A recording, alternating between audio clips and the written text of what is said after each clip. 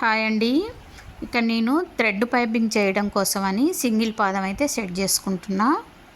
చూడండి, మనకి ఒక్కోసారి మిషన్తోనే మనకి సింగిల్ పాదాలు అనేవి వస్తాయి. లెఫ్ట్ రైట్ రెండు వస్తాయి అన్నమాట. ఒకవేళ ఎవరికైనా మిషన్కి రాకపోతే బయట కూడా దొరుకుతాయి పాదాలు, కానీ వెంటనే సెట్ కావు, కొంచెం టైం పడుతుంది అన్నమాట సెట్ కావడానికి.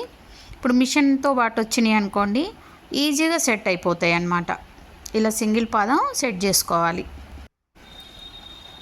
ఇప్పుడు మిషన్ మిమ్మట్ వచ్చినా కూడా వెంటనే అయితే సెట్ కాలేదండి నాకు కూడా. ఇప్పుడు నేను థ్రెడ్ పైపింగ్ అనేది ముందే రెడీ చేసి పెట్టుకున్నా. ఇలా వన్ సైడ్ థ్రెడ్ వేసి ఇంకో సైడ్ వంచి కుట్టేసుకున్నా అనమాట. ఇప్పుడు మనం ఇలా కుట్టుకున్న తర్వాత మళ్ళీ వంచి కుట్టుకోవాలి.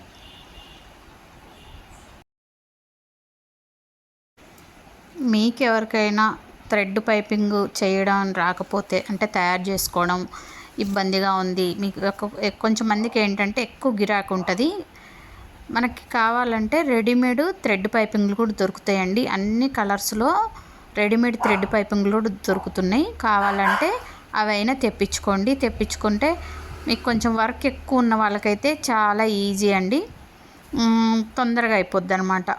అంత కష్టపడే పని లేదు. ఇప్పుడు చూడండి, డబల్ స్టిచ్ వేస్తున్నాను నేను ఇక్కడ. అయితే అదే పాదంతో వేయాలంటే ఇది చూడండి, అట్నుంచి వేయాల్సి వస్తుంది. ఇప్పుడు మళ్ళీ మనం పాదం మార్చుకోవచ్చు.